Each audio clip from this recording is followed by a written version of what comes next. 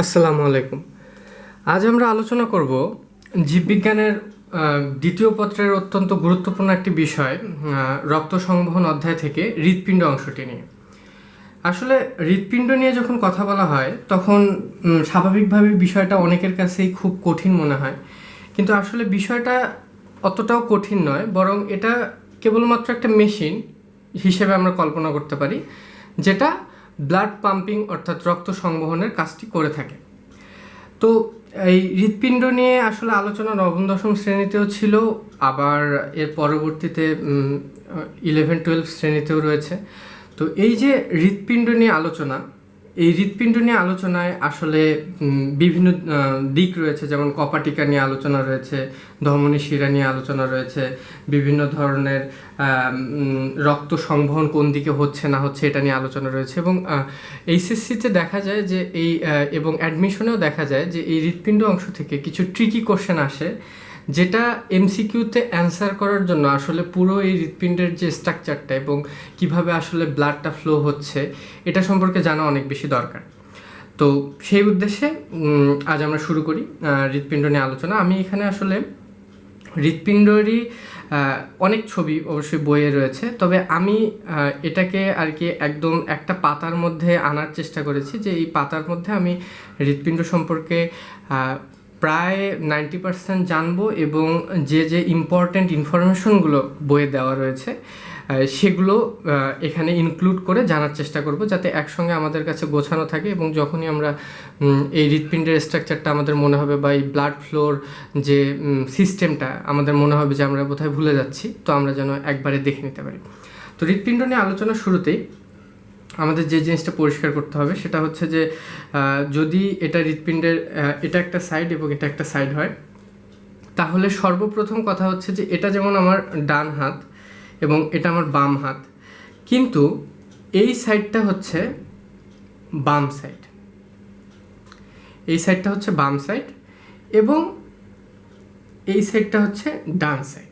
এটা সবার আগে ক্লিয়ার থাকা দরকার, কারণ অনেক সময় আমরা এটা হাতের ডান সাইড অর্থাৎ এটা ডান হাত, তো আমরা অনেক সময় এটাকে ডান সাইড মনে করি, কিন্তু এই বিভ্রান্তিটা দূর করা দরকার যে আমরা যখন একটা খাতায় কল্পনা করছি হৃৎপিণ্ডটা, তখন এটা হবে বাম সাইড এবং এই সাইডটা হবে ডান সাইড।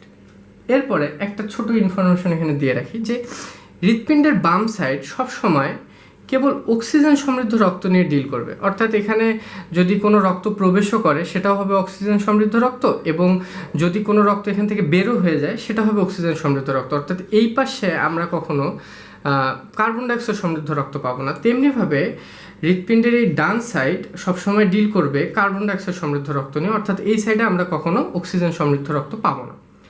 তো যেহেতু চিত্রটা একটু অন্যরকম, আমাদের কারো কাছে আসলে এরকম স্ট্রাকচারের হৃৎপিণ্ড পরিচিত নয়, তো প্রথমে আমরা আসলে একটু কিছু জিনিস চিহ্নিত করে নিই। প্রথমে আমরা যেটা চিহ্নিত করতে পারি সেটা হচ্ছে যে এটা যেহেতু ডান সাইড এবং উপরের দিকে থাকে হচ্ছে অলিন্দ বা অ্যাট্রিয়াম, আমরা একটু লিখি যে এটা হচ্ছে ডান অলিন্দ বা ইংলিশে যেটাকে আমরা বলি অ্যাট্রিয়াম। এখানে যে জিনিসটা দেখা দরকার যে যেহেতু এটা ডান সাইড তাই এটা ডান, এবং অলিন্দ বলা হচ্ছে এই উপরের সাইডটাকে, এবং এই অলিন্দকে ইংলিশে অ্যাট্রিয়াম বলা হয়। এখন সুতরাং তাহলে বোঝা যাচ্ছে যে তাহলে এই সাইডটা হবে হচ্ছে বাম অলিন্দ অথবা অ্যাট্রিয়াম, বাম অ্যাট্রিয়াম, আমরা যে কোনো একটা বলতে পারি এক্ষেত্রে। এরপরে যে জিনিসটা দেখার দরকার সেটা হচ্ছে যে যখন আমরা নিচে নামবো তখন এটাও যেহেতু ডান সাইড, তো এটা ডান, কিন্তু পার্থক্য হচ্ছে যে এটা হচ্ছে ডান নিলয় বা যেটাকে ইংলিশে আমরা বলি ডান ভেন্ট্রিকল। তেমনিভাবে এই সাইডটার কথা যদি আমরা বলি তাহলে এটা হচ্ছে বাম নিলয় বা ভেন্ট্রিকল, যেটাই বলি না কেন ইংলিশ অথবা বাংলায়। দেখার বিষয় হচ্ছে যে অলিন্দ অর্থাৎ অ, আমরা যদি স্বরবর্ণের কথা বলি তাহলে প্রথম অক্ষরটা অ, সো এই অ অক্ষরটা হচ্ছে ওপরে, এবং এই অলিন্দের ইংলিশটাও আবার অ্যাট্রিয়াম, যেটা শুরুতেও অ অথবা যেটাই বলি না কেন রয়েছে। তো এই চারটা জিনিস আমরা বুঝে ফেললাম। এরপরে আমরা আসি একটু ভিতরের স্ট্রাকচারে, যে এই দুটা হচ্ছে অলিন্দ। তো এই দুইটা অলিন্দের মাঝে একটা পর্দা রয়েছে। এই পর্দাটাকে আমরা বলবো আন্ত অলিন্দ পর্দা। যেহেতু দুইটা অলিন্দের মাঝে, সেজন্য আন্ত, এবং অলিন্দের জন্য অলিন্দ পর্দা, যেটাকে আমরা ইংলিশে বলতে পারি inter atrial septum. Interatrial septum. এরপরে যদি আমরা নিলয়ের দিকে আসি, তাহলে এখানেও আমরা একটা পর্দা পাবো, যেটাকে আমরা বলবো আন্ত নিলয় পর্দা, যেহেতু দুটো নিলয়ের মাঝে, এবং ইংলিশে এটাকে আমরা বলতে পারি ইন্টার ভেন্ট্রিকুলার সেপ্টাম। আচ্ছা, তো মোটামুটি আমরা অনেক জিনিস দেখলাম।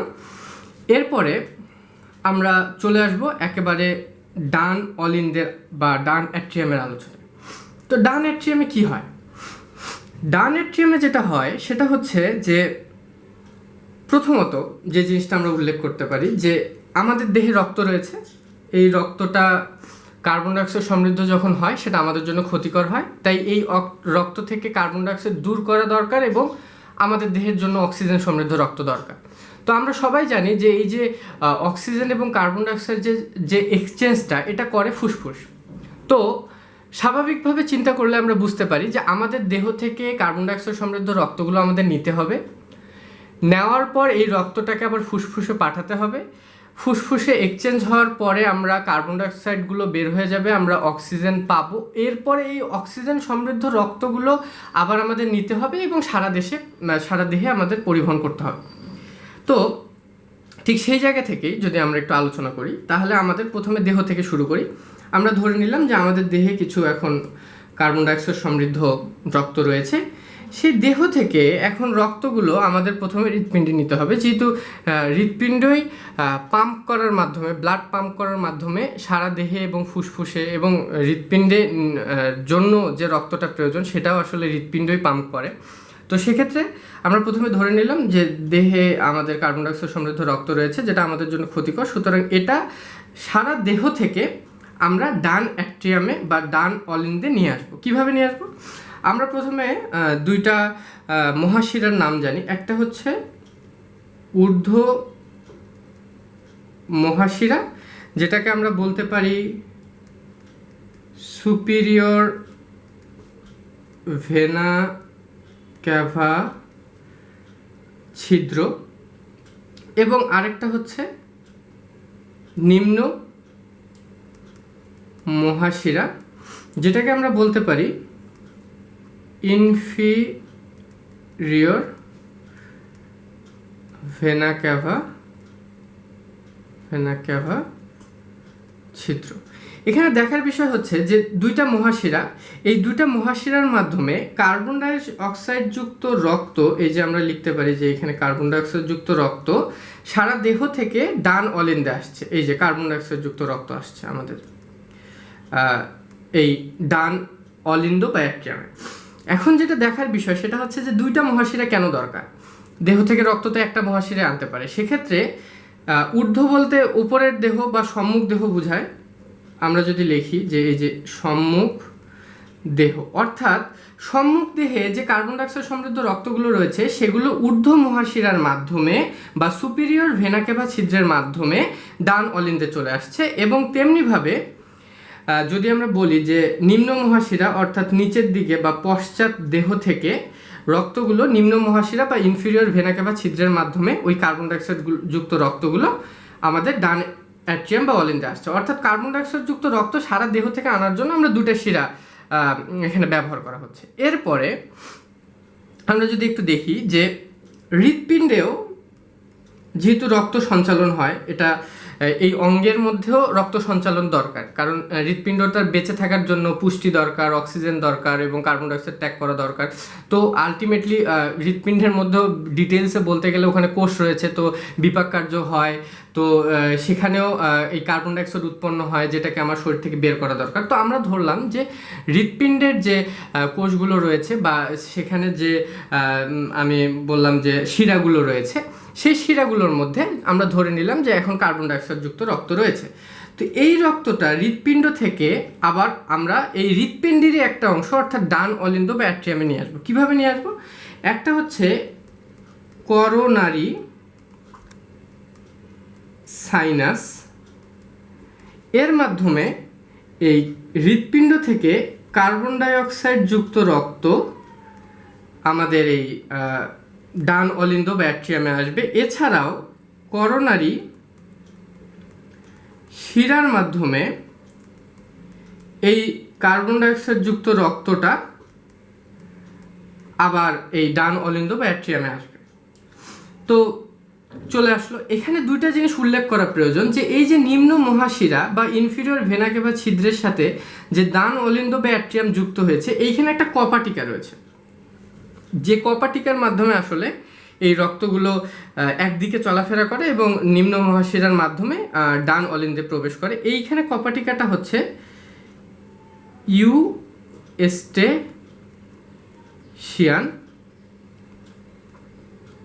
কপাটিকা। এছাড়াও এপাশে যে এই যে করোনারি সাইনাস এবং ডান অলিন্দের মাঝেও একটা কপাটিকা রয়েছে। এই কপাটিকাটার নাম হচ্ছে থিবেশিয়ান অথবা করোনারি কপাটিকা।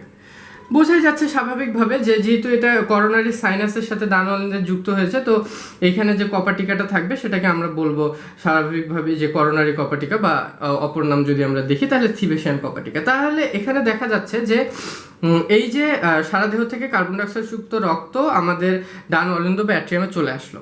এখন এখানে দেখার বিষয় কয়েকটা বিষয় একটু রয়েছে, আমরা যদি একটু আলোচনা করি যে এই যে ডান অলিন্দ, এই ডান অলিন্দ হচ্ছে বড় ও পাতলা প্রাচীরযুক্ত। এর কারণটা কি? কারণ সারা দেহ থেকে রক্ত এখানে আসছে, তাই এই অলিন্দটা বড়, এবং এই অলিন্দ থেকে রক্ত আসলে বেশি দূরে কোথাও যাচ্ছে না। আমরা একটু পরে দেখব যে এই ডান অলিন্দ থেকে রক্তগুলো খালি ডান নিলয়ে চলে আসছে। তো সেজন্য এর প্রাচীর বা এই অলিন্দে বেশি চাপ প্রদানেরও প্রয়োজন হয় না, সেজন্য আসলে এর প্রাচীরটা অনেক পাতলা। সেজন্যই আমরা বলছি যে এটা হচ্ছে বড় এবং পাতলা প্রাচীরযুক্ত। এছাড়াও কয়েকটা ওয়ার্ড, যেমন পেসমেকার, এই ওয়ার্ডটার সঙ্গে আমরা অনেক পরিচিত, অনেক রুগীদের ক্ষেত্রে শুনি যে পেসমেকার লাগানো হয়েছে কিনা বা এরকম কিছু। তো এই পেসমেকার বা এটার একটা অপর নাম রয়েছে, সেটা হচ্ছে সাইনো অ্যাট্রিয়াল নোড। সাইনো অ্যাট্রিয়াল নোড এটা মূলত একটা পেশিখণ্ড, এটা পেশিখণ্ড ছাড়া আর কিছুই নয়। এই পেশিখণ্ডটা থাকে হচ্ছে এই ডান অলিন্দে। আমরা নামটা দেখলে একটু বুঝবো যে সাইনো অ্যাট্রিয়াল, এই যে সাইনাস, করোনারি সাইনাস, এইখান থেকে আসছে শব্দটা সাইনো, এবং এই যে অ্যাট্রিয়াম, এখান থেকে শব্দটা আসছে অ্যাট্রিয়াল, অর্থাৎ করোনারি সাইনাসের সাথে ডান অলিন্দ বা অ্যাট্রিয়ামের যে এই যে সংযোগ ঘটেছে, এই জায়গায় রয়েছে পেসমেকার বা সাইনো অ্যাট্রিয়াল নোড। মূলত আমরা এটাকে বলি যে এই পেসমেকার বা সাইনো অ্যাট্রিয়াল নোড রয়েছে ডান অলিন্দ বা অ্যাট্রিয়ামে। এবং কয়েকটা জিনিস জানা প্রয়োজন, সেটা হচ্ছে যে এই যে সংকোচন শুরু হয়, এই ব্লাড পরিবহনের ক্ষেত্রে যে সংকোচনটা দরকার, সেটা শুরু হয় এই ডান অলিন্দ থেকে, যেহেতু এখানে পেসমেকার এবং সাইনো অ্যাট্রিয়াল নোড রয়েছে। এরপরে যেটা আমরা বলছিলাম, আমরা যদি একটু লিখে রাখি যে এই যে কার্বন ডাইঅক্সাইড যুক্ত রক্ত গ্রহণ করে সারা দেহ থেকে, সারা দেহ থেকে আমরা দেখতে পাচ্ছি যে এই যে ঊর্ধ্ব মহাশিরা বা সুপিরিয়র ভেনা কেভা ছিদ্র বা সুপিরিয়র ভেনা কেভা ডাক্ট বলতে পারি আমরা, তেমনিভাবে নিম্ন মহাশিরা বা ইনফিরিয়র ভেনা কেভা ছিদ্র, ইনফিরিয়র ভেনা কেভা ডাক্ট বলতে পারি আমরা। এছাড়াও এই দুইটা ছাড়াও এই করোনারি সাইনাস এবং করোনারি শিরা থেকে কার্বন ডাইঅক্সাইড যুক্ত রক্ত এই ডান অলিন্দ বা অ্যাট্রিয়াম গ্রহণ করছে। তো মোটামুটি বলা যায় যে কার্বন ডাইঅক্সাইড যুক্ত রক্ত গ্রহণ করে ডান অলিন্দ সারা দেহ থেকে। কোথা থেকে করে না এইটা আমাদের একটু জানতে হবে, সেটা হচ্ছে ফুসফুস বাদে। অর্থাৎ আমরা কিন্তু এখানে দেখছি না যে ফুসফুসের সাথে কোনো শিরা এসে ডান অলিন্দে যুক্ত হয়েছে, সুতরাং ফুসফুস বাদে বাকি সারা দেহ থেকে রক্ত এই ডান অলিন্দ বা অ্যাট্রিয়াম গ্রহণ করে কার্বন ডাইঅক্সাইড যুক্ত রক্ত। এরপরে যদি আমরা রক্তগুলো সব এখানে চলে আসলো যেগুলো কার্বন ডাইঅক্সাইড যুক্ত, এরপরে আমাদের উদ্দেশ্য হচ্ছে যে এই রক্তগুলোকে পরিশুদ্ধ করব, এখান থেকে কার্বন ডাইঅক্সাইড দূর করব, অক্সিজেন সমৃদ্ধ করব। এর জন্য আমাদের কিছু করতে হবে। সেটা প্রথম কথা হচ্ছে যে এই ডান অলিন্দ থেকে রক্ত এবারে যাবে ডান নিলয় বা ডান ভেন্ট্রিকলে। কিভাবে যাবে? এখানে একটা কপাটিকা রয়েছে। তার আগে বলে রাখি যে প্রথমে যে কথাটা আমাদের মাথায় রাখতে হবে সেখানে হচ্ছে এই যে কার্বন ডাইঅক্সাইড যুক্ত রক্ত এখানে একমুখী দিকে যাবে, অর্থাৎ কখনোই এখানে রক্ত আসার পর রক্ত এখান থেকে অর্থাৎ ডান নিলয় থেকে ডান অলিন্দে যাবে না, বরং সর্বদাই রক্ত ডান অলিন্দ থেকে ডান নিলয়ে আসবে। একমুখী রক্ত সংবহন, যে রক্তটা হচ্ছে কার্বন ডাইঅক্সাইড যুক্ত। ঠিক আছে, এরপরে এই জায়গাটাকে বা এখানে যে ছিদ্রটা রয়েছে, প্রথমে একটা ছিদ্র রয়েছে, তার উপরেই তো একটা কপাটিকা রয়েছে। তো এই ছিদ্রটার নাম কি? এই ছিদ্রটার নাম হচ্ছে ডান অ্যাট্রিও ভেন্ট্রিকুলার ছিদ্র। ইংলিশে আমরা এটাকে লিখতে পারি রাইট অ্যাট্রিও ভেন্ট্রিকুলার অ্যাপারচার, দরকার হলে তোমরা লিখে নিও। বাট এখানে কথাটা হচ্ছে যে প্রথমত এটা ডান দিক নিয়ে আমরা কথা বলছি, সুতরাং ডান শব্দটা চলে আসবে। এই যে অ্যাট্রিয়াম নিয়ে আমরা কথা বলছি, এই অ্যাট্রিও এবং ভেন্ট্রিকল নিয়ে কথা বলছি, অর্থাৎ অ্যাট্রিয়াম এবং ভেন্ট্রিকলের মাঝের ছিদ্রটা হচ্ছে ডান অ্যাট্রিও ভেন্ট্রিকুলার ছিদ্র। যেহেতু এটা ডান দিকে তাই সামনে আমরা ডান বসিয়ে দিয়েছি। এরপরে এখানে যে কথাটা যে এইটা তো ছিদ্র, তো ছিদ্রের মধ্যে একটা কপাটিকা থাকবে। এই কপাটিকাটাই হচ্ছে ট্রাইকাসপিড কপাটিকা। ট্রাইকাসপিড কপাটিকা এটা মূলত হচ্ছে, আমি যদি বলি বিস্তারিত একটু বলতে যাই, তাহলে এটা হচ্ছে ঝিল্লিময় টুপির মতো, অর্থাৎ এটা ঝিল্লিময় একটা টুপির মতো। এবং এই যে ট্রাইকাসপিড অর্থাৎ তিনটা কাসপিড বা তিনটা অংশ যে যুক্ত হয়েছে, এই তিনটা অংশ দেখা যাচ্ছে যে আমি একটু আঁকার চেষ্টা করেছি, যদিও এটা প্রকৃতপক্ষে এরকম না যে এই যে একটা কাসপিড, দুটা কাসপিড, তিনটা কাসপিড, এই যে ট্রাইকাসপিড কপাটিকা, এই তিনটা যেটার মাধ্যমে যুক্ত থাকে এটাকে আমরা বলি কর্ডি টেন্ডনি। তো বোঝা গেল যে এটা ঝিল্লিময় টুপির মতো ট্রাইকাসপিড কপাটিকা থাকে যেটা কর্ডি টেন্ডনের মাধ্যমে যুক্ত থাকে, এবং এই কপাটিকার খোলার মাধ্যমে এই যে কার্বন ডাইঅক্সাইড যুক্ত রক্ত সারা দেহ থেকে এখানে এসে জমা হয়েছে এটা ডান নিলয়ে চলে আসে। আচ্ছা, চলে আসলো। এরপরে ডান নিলয়ে কি ঘটে? প্রথমে ডান নিলয় সম্পর্কে একটু জেনে নিই। সেটা হচ্ছে যে প্রথম ইনফরমেশনটা এই সম্পর্কে হচ্ছে যে এটা বাম ভেন্ট্রিকল অপেক্ষা বড়। এই বাম ভেন্ট্রিকল অপেক্ষা বড়। এই যে এটা হচ্ছে বাম ভেন্ট্রিকল আর এটা হচ্ছে ডান ভেন্ট্রিকল, তো এটা এই বাম ভেন্ট্রিকল অপেক্ষা বড় হবে। কারণ এই বাম নিলয় যদি আমরা দেখি এটা সারা দেহে রক্ত পরিবহন করে, তো স্বাভাবিকভাবে সারা দেহে যেহেতু রক্ত অনেক বেশি দরকার হয়, যেটা আমরা আসলে পরে পড়বো এটা সম্পর্কে যে কিভাবে এটা আসলে সারা দেহে রক্ত পরিবহন করে, তো সেজন্য এখানে তো বেশি আয়তনের দরকার হয় না। কিন্তু সেই তুলনায় এই বাম ভেন্ট্রিকলে রক্ত জমা থাকে এবং এখান থেকে রক্ত পরবর্তীতে ফুসফুসে যায়, সেজন্য এটা এই বাম ভেন্ট্রিকল অপেক্ষা ডান ভেন্ট্রিকলটা বড় হয়। এরপরে যে তথ্যটা আমরা জানার চেষ্টা করব যে এখান থেকে রক্ত কেবল ফুসফুসে যাবে, অন্য কোথাও যাবে না, কেবল ফুসফুসে যায়। কিভাবে যায়? যে এই যে সম্মুখ ভাগ রয়েছে, আমরা যদি একটু লিখি যে এই সম্মুখ ভাগ থেকে রক্ত একমুখী যাবে, একমুখী রক্ত, যে রক্তগুলো কি কার্বন ডাইঅক্সাইড যুক্ত রক্ত। এই রক্তগুলো এই যে মনে করি এখানে ফুসফুস রয়েছে, এই ফুসফুসে যাবে, অর্থাৎ এই রক্তগুলো ধীরে ধীরে ফুসফুসে যাচ্ছে। কিসের মাধ্যমে যাচ্ছে? এখানে একটা রয়েছে ধমনী, যে ধমনীটার নাম হচ্ছে পালমোনারি ধমনী।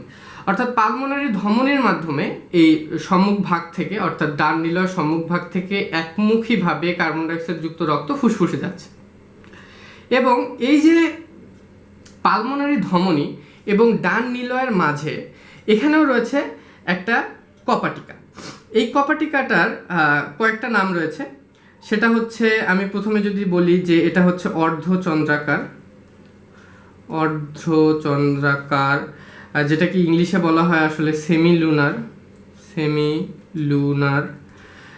অর্ধচন্দ্রাকার বা সেমিলুনার কপাটিকা, অথবা এর আরও একটা নাম আছে, যেহেতু পালমোনারি ধমনী এবং ডান নিলয়ের মাঝে অবস্থিত, তাই এটাকে পালমোনারি কপাটিকাও বলা হয়, পালমোনারি কপাটিকা বলা হয়। তো পালমোনারি কপাটিকা কেন বলা হয় সেটা তো আমরা বুঝলাম। আর অর্ধচন্দ্রাকার বা সেমিলুনার কপাটিকা বলা হয় কারণ ওই এর আকৃতিটা ওরকম, সেজন্যই এরকম নামকরণ করা হয়েছে, এবং এটা ত্রিপর্দা বিশিষ্ট। এটা একটু জেনে রাখা দরকার যে এটা হচ্ছে ত্রিপর্দা বিশিষ্ট একটি কপাটিকা। তো মোটামুটি হয়ে গেল যে তাহলে এর মাধ্যমে কি হলো, যে ডান নিলয়ে বা ভেন্ট্রিকলে যে কার্বন ডাইঅক্সাইড যুক্ত রক্তগুলো রয়েছে এগুলো ফুসফুসে চলে গেল। তো আমরা সবাই জানি যে এখন ফুসফুসে যাওয়ার পর কি হবে, যে ফুসফুসে এই কার্বন ডাইঅক্সাইড যুক্ত রক্তগুলো যাওয়ার পর সেখানে পরিশুদ্ধ হবে এবং সেখানে অক্সিজেন সমৃদ্ধ রক্তে পরিণত হবে, যেটা আমাদের দেহের জন্য দরকার। তো এখন ফুসফুসে আমাদের অক্সিজেন সমৃদ্ধ রক্ত রয়েছে, যেটাকে আবার সারা দেহে পরিবহন করতে হবে। কিন্তু আমরা সারা দেহে কীভাবে পরিবহন করব? ফুসফুসের তো সেই ক্ষমতা নেই যে সে সারা দেহে রক্তগুলোকে পরিবহন করবে। তো সেক্ষেত্রে আমাদের যেটা দরকার হবে সেটা হচ্ছে যে এই রক্তগুলোকে আবার হৃৎপিণ্ডে নিয়ে আসা। তো কিভাবে আমরা একটু হৃৎপিণ্ডে নিয়ে আসবো, আমরা একটু দেখি যে ফুসফুস আমাদের দেহে কয়টা রয়েছে, 2টা ফুসফুস রয়েছে। যদি আমরা লিখি যে এরকম যে 2টা ফুসফুস রয়েছে, এই 2টা ফুসফুসের মাধ্যমে 4টা ছিদ্রের মাধ্যমে, অর্থাৎ একটা ফুসফুস থেকে 2টা ছিদ্র, একটা ফুসফুস থেকে 2টা ছিদ্র, তো 4টি ছিদ্র, যেটাকে মেইনলি আমরা বলবো যে ফুসফুস থেকে শিরার মাধ্যমে।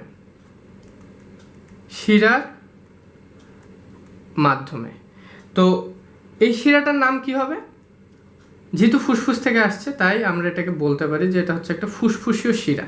তো এই যে ফুসফুসীয় শিরার মাধ্যমে 2টা ফুসফুস রয়েছে আমাদের, একটা থেকে 2টা এবং আরেকটা থেকে 2টা, এরকম 4টা ছিদ্র বা 4টা শিরার মাধ্যমে, 4টা ফুসফুসীয় শিরার মাধ্যমে, এই 4টা ফুসফুসীয় শিরার মাধ্যমে, যেটাকে আমরা ছিদ্রও বলতে পারি, অসুবিধা নেই, এখানে রক্তগুলো অক্সিজেন সমৃদ্ধ রক্ত, এই অক্সিজেন যুক্ত রক্ত চলে আসবে কোথায়? বাম অলিন্দ বা বাম অ্যাট্রিয়াম। এই রক্তগুলো কোথা থেকে আসছে? ফুসফুস থেকে আসছে। তাহলে আমরা এটা বুঝে ফেললাম যে ফুসফুস থেকে 4টা ছিদ্রের মাধ্যমে বা শিরার মাধ্যমে এই রক্তগুলো আমাদের বাম অলিন্দ বা বাম অ্যাট্রিয়ামে চলে আসলো। এরপরে আমাদের যেটা দেখতে হবে সেটা হচ্ছে যে এই বাম অলিন্দ বা অ্যাট্রিয়াম সম্পর্কে কিছু তথ্য আমরা একটু জেনে রাখি। খুবই ছোট 2টি তথ্য রয়েছে, যে এটা হচ্ছে একটা ছোট প্রকোষ্ঠ, এবং আরেকটা তথ্য হচ্ছে এর প্রাচীরটা একটু পুরু প্রাচীর। মোটামুটি এই 2টা তথ্য এই সম্পর্কে জানলেই যথেষ্ট। এরপরে আবার এই বাম অলিন্দ বা অ্যাট্রিয়াম থেকে এখন অক্সিজেনযুক্ত রক্ত আমাদের দেহে চলে আসছে, যেরকমটা আমরা বলছিলাম যে এই ডান পাশ কেবল কার্বন ডাইঅক্সাইড যুক্ত রক্ত নিয়ে ডিল করে। দেখো এখানে এই ডান অলিন্দ বা অ্যাট্রিয়ামেও কার্বন ডাইঅক্সাইড যুক্ত রক্ত রয়েছে, বা ডান নিলয় বা অ্যাট্রিয়ামেও কার্বন ডাইঅক্সাইড যুক্ত রক্ত রয়েছে, কিন্তু বাম পাশটা সবসময় অক্সিজেনযুক্ত রক্ত নিয়ে ডিল করে। দেখো অলরেডি আমরা বাম পাশে অক্সিজেনযুক্ত রক্ত পেয়ে গেছি। তো এরপরে অক্সিজেনযুক্ত রক্তটাকে আমাদের যেটা করতে হবে সেটা হচ্ছে এই অক্সিজেনযুক্ত রক্তটাকে বাম অলিন্দ থেকে বাম নিলয় বা বাম ভেন্ট্রিকলে নিয়ে আসতে হবে। কিভাবে আনবো? আবার ওই একই কথা, এখানে এই যে একমুখী রক্ত যাবে, অর্থাৎ কখনোই রক্তগুলো বাম নিলয় বা ভেন্ট্রিকল থেকে বাম অলিন্দ বা অ্যাট্রিয়ামে যাবে না, একমুখী রক্ত পরিবহন ঘটবে। এবং এই রক্তটা আসলে কি? এই রক্তটা কিন্তু অক্সিজেনযুক্ত রক্ত। তো তেমনিভাবে এখানে একটা ছিদ্র রয়েছে, সেই ছিদ্রটার নাম আমরা একটু বলি, সেটা আমরা আশা করি সবাই বুঝতেও পারছো যে আসলে ছিদ্রটার নাম কি হবে। এর ছিদ্রটার নাম হবে হচ্ছে বাম অ্যাট্রিও ভেন্ট্রিকুলার ছিদ্র। তো বোঝা যাচ্ছে যে আসলে এটা বাম পাশের এবং অ্যাট্রিয়াম এবং ভেন্ট্রিকুলার মাঝের একটা ছিদ্র, সেজন্য এর নাম হয়েছে বাম অ্যাট্রিও ভেন্ট্রিকুলার ছিদ্র। এবং এই ছিদ্রের মুখে একটা কপাটিকা রয়েছে, স্বাভাবিকভাবে একটা কপাটিকা থাকবে। তো এই কপাটিকাটার নাম হচ্ছে বাইকাসপিড কপাটিকা। বাইকাসপিড কপাটিকা কেন? কারণ এখানে দুইটা আর কি কাসপিড রয়েছে বা দুটো অংশ রয়েছে, এই জন্য একে বাইকাসপিড কপাটিকা বলা হয়। আবার ওই একই কথা আমরা বলতে পারি যে কর্ডি টেন্ডনের মাধ্যমে এই দুটো কাসপিড একে অপরের সাথে যুক্ত হয়েছে এবং এই কপাটিকাটাও ঝিল্লিময় টুপির মতো, যেটা আমরা আগে বলেছিলাম, তাই আর নতুন করে না লিখলাম। তবে এখানে যেটা জানার বিষয় সেটা হচ্ছে এই বাইকাসপিড কপাটিকার আরেকটা নাম রয়েছে, সেটা হচ্ছে মাইট্রাল কপাটিকা। তো এই কপাটিকাটার আসলে এরূপ নামকরণের কারণটা কি, আমাদের এটা যদি একটু জানতে চাই আমরা, সেটা হচ্ছে যে খ্রিস্টান বিশপদের সুউচ্চ টুপির মতো দেখতে। খ্রিস্টান যারা বিশপ রয়েছে তাদের যে ওই যে সুউচ্চ যে টুপি রয়েছে সেই টুপির মতো দেখতে, তাই এরকম নামকরণ করা হয়েছে। এটা অতটা ইম্পর্ট্যান্ট তথ্য না, জেনে রাখলে ভালো। এরপরে যেটা হলো সেটা হচ্ছে যে এই অক্সিজেন সমৃদ্ধ রক্ত বাম অলিন্দ থেকে বা বাম অ্যাট্রিয়াম থেকে অ্যাট্রিওভেন্ট্রিকুলার ছিদ্রের বাইকাসপিড কপাটিকা বা মাইট্রাল কপাটিকা খুলে যাওয়ার মাধ্যমে বাম নিলয় বা ভেন্ট্রিকলে চলে আসলো, যেখানে আমরা পেলাম অক্সিজেনযুক্ত রক্ত। প্রথমে আমরা একটু বাম নিলয় বা ভেন্ট্রিকল সম্পর্কে একটু তথ্য জেনে নিই। সেটা হচ্ছে যে এর প্রাচীরটাও পুরু প্রাচীর, এবং এটা হচ্ছে হৃৎপিণ্ডের সর্বোচ্চ পেশিবহুল অঞ্চল, হৃৎপিণ্ডের সর্বাধিক পেশিবহুল অংশ। তো আমরা বুঝলাম যে এটা হৃৎপিণ্ডের সর্বাধিক পেশিবহুল একটা অংশ। এরপরে এটা সম্পর্কে যে তথ্যটা সেটা হচ্ছে যে এখান থেকে রক্ত সারা দেহে যায়, কিন্তু এক জায়গায় যায় না। যেহেতু আমরা বললাম যে এখন রক্তটা অক্সিজেন সমৃদ্ধ হয়ে গেছে, সুতরাং এটাকে আমাদের সারা দেহে পাঠাতে হবে। সারা দেহে পাঠাবে, কিন্তু এক জায়গায় পাঠাবে না। সেটা কোথায়? ফুসফুস বাদে। ফুসফুসে পাঠাবে না, কারণ ফুসফুসে তো আমরা রক্ত পাঠিয়েছিলাম এবং সেখান থেকে রক্ত পরিশুদ্ধ হয়েই আসলে এই বাম অলিন্দ বা অ্যাট্রিয়ামের মাধ্যমে বাম নিলয় বা ভেন্ট্রিকুলে চলে এসেছে, তো ফুসফুস বাদে। এরপরে আমরা যদি দেখার চেষ্টা করি যে তাহলে কি হবে, এই যে আবার এই অংশটা, এইখানের যে এই যে সম্মুখ ভাগ রয়েছে, এই সম্মুখ ভাগ দিয়ে রক্ত অবশ্যই যাবে একমুখী, বিপরীতমুখী যাবে না। আসলে হৃৎপিণ্ডের সবগুলো রক্ত সঞ্চারণই একমুখী। এই একমুখী রক্ত যাবে, যে রক্তটা অক্সিজেন যুক্ত রক্ত। এই রক্তগুলো কোথায় যাবে? এই রক্তগুলো যাবে হচ্ছে সারা দেহে। কোথায় যাবে না? ফুসফুস বাদে, যেটা আমরা লিখলাম, দেহে যাবে। এখন এটা সম্পর্কে যে কথাটা, যে এটা কিসের মাধ্যমে যাবে, এটাকে বলা হয় সিস্টেমিক ধমনী। অর্থাৎ বাম নিলয় বা ভেন্ট্রিকল থেকে সিস্টেমিক ধমনীর মাধ্যমে অক্সিজেনযুক্ত রক্ত সম্মুখ ভাগ দিয়ে একমুখীভাবে সারা দেহে পৌঁছে যাবে। এবং স্বাভাবিকভাবে আমাদের মাথায় একটা প্রশ্ন জাগতে পারে যে তাহলে এখানেও নিশ্চয়ই কোনো একটা কপাটিকা রয়েছে। হ্যাঁ, এখানেও একটা কপাটিকা রয়েছে। এই কপাটিকাটাকে আমরা কি বলতে পারি? এই কপাটিকাটাকে আমরা বলতে পারি যে এর নাম হচ্ছে অ্যাওর্টিক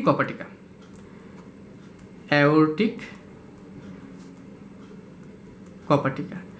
এই সিস্টেমিক ধমনী, এই সিস্টেমিক মহাধমনীরই কিন্তু আরেকটা নাম অ্যাওর্টা। সেই জন্য এখানে যে কপাটিকাটা রয়েছে স্বাভাবিকভাবেই সেটা হবে কি? অ্যাওর্টিক কপাটিকা। এবং এই অ্যাওর্টিক কপাটিকা সম্পর্কে আরও কিছু তথ্য বলা যায়, যেটা ওই পালমোনারি কপাটিকা, অর্থাৎ আমরা যে এখানে পড়েছিলাম যে এই যে পালমোনারি কপাটিকা সম্পর্কে পড়লাম, যে কথাগুলো বলেছিলাম যে এটা অর্ধচন্দ্রাকার বা সেমিলুনার ত্রিপর্দা বিশিষ্ট, সেই কথাগুলো আসলে এই কপাটিকার ক্ষেত্রেও প্রযোজ্য। এবং এই কপাটিকার মাধ্যমে অর্থাৎ অর্ধচন্দ্রাকার, সেমিলুনার বা ত্রিপর্দা বিশিষ্ট যে কপাটিকা, এই অ্যাওর্টিক কপাটিকার মাধ্যমে এই অক্সিজেন সমৃদ্ধ রক্তগুলো সারা দেহে পৌঁছে যাবে। তো মোটামুটি এটি ছিল হচ্ছে যে হৃৎপিণ্ডের এই চারটা অংশ কিভাবে আসলে সারা দেহে রক্ত পরিবহন করে, যেটা আমরা বুঝলাম। এবং আমরা সাধারণত জানি একটা কথা যে ধমনী বা আর্টারি, যেটাকে আমরা ইংলিশে আর্টারি বলি, ধমনী সর্বদা অক্সিজেনযুক্ত রক্ত পরিবহন করে। কিন্তু এখানে একটা ব্যতিক্রম আছে, যে দেখো যে এই যে পালমোনারি ধমনী কিন্তু কার্বন ডাইঅক্সাইড যুক্ত রক্ত পরিবহন করছে। এটাই হচ্ছে ধমনীর ব্যতিক্রম, যে ধমনীও কখনো কার্বন ডাইঅক্সাইড যুক্ত রক্ত পরিবহন করে। তেমনিভাবে আমরা জানি যে শিরা বা ভেইন সবসময় অক্সিজেনযুক্ত রক্ত পরিবহন করে, কিন্তু এখানে আমরা দেখছি যে এই শিরা বা ভেইন এই